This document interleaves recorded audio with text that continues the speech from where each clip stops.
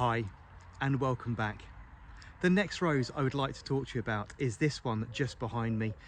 Classed as a short rambler, this is the Lady of the Lake. Bred and introduced by David Austin Roses in 2014, it's more than manageable and handleable for most domestic sized gardens. Reaching around 12 to 15 feet in height, it is quick to establish and part of David Austin's best for flowering range.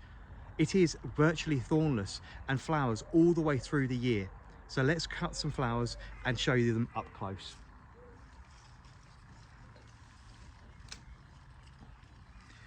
I'll have to pick another one in a minute so you can see the bloom as it ages.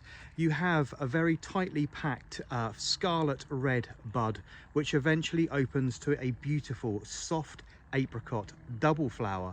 And when I say double, it's almost double, but it's not one of these ones that's hugely packed with petals. And I think this is a real plus point with the Lady of the Lake. Opening this lovely orange apricot colour, it slowly fades out to a beautiful apple blossom blush white. Let's pop that in there and grab you some more so you can see a little bit of better colour.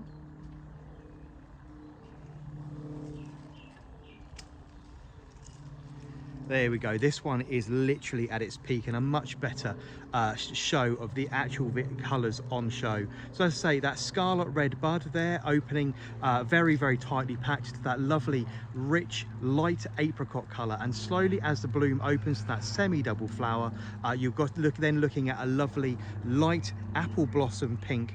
And one of the things I like about Lady of the Lake the most is the fact it's really, really very open. You have several layers of petals, making it look very romantic and whimsical, but that lovely cluster of yellow stamens right in the very, very center, very, very open. This is one of the roses that is absolutely adored by pollinators. So hoverflies, pollinating wasps, honeybees and bumblebees all love this one, and to get right into that center of a flower and have a good mosey about.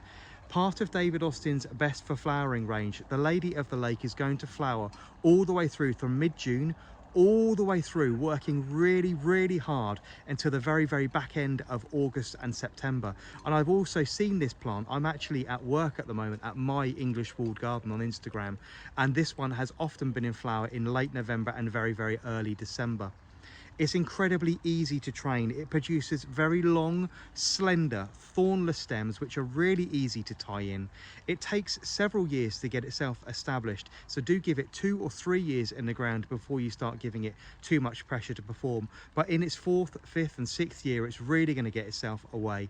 A little bit lumpy and bumpy to start with, so if you're growing Claire Austin as a climber, that's the kind of thing you're going to have in the first couple of years in its shape. It takes a while to get itself sort of evened out, but it's never going to be a neatly trained plant that's going to sort of go in long, very tidy lines. It's going to be a little bit on the lumpy and bumpy, the informal side, which I very, very much love. But the Lady of the Lake is part of David Austin's best for flowering range, best for health range. The foliage is this lovely, it's a bit odd, but still will lean in. There's like a great big buttonhole. The foliage is this lovely dark olive green colour with red leaf stems to it.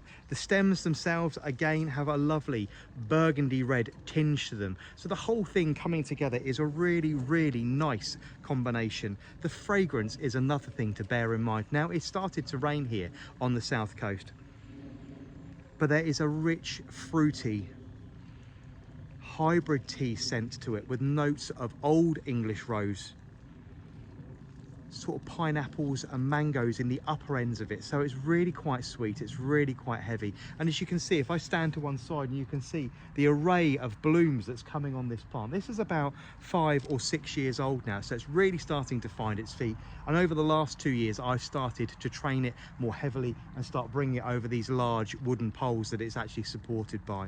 But the Lady of the Lake, part of David Austin's best for flowering and best for health range, is a small to medium-sized rambler or a climber, depending on how you want to actually classify it. It's a little bit untidy on the climbing style, which is why it's classed as a rambler. Virtually thornless, flowering hard all the way through the year, and this wonderful, say, lovely peachy apricot to begin with, then these lovely notes of pink and apple blossom white throughout it. You can see that en masse, it really is the most beautiful climbing rose. I had this at my last house. I've obviously got this at North Lodge as part of my collection now, but in my last house we had a flint and stone cottage, and this planted on a west facing flint wall in the evening sunshine was absolutely stunning. That lovely sort of pearly edge to the flint combined with this soft pink and these apricots, a really lovely combination. So a really lovely one from David Austin Roses, bred and introduced in 2014. This is the Lady of the Lake.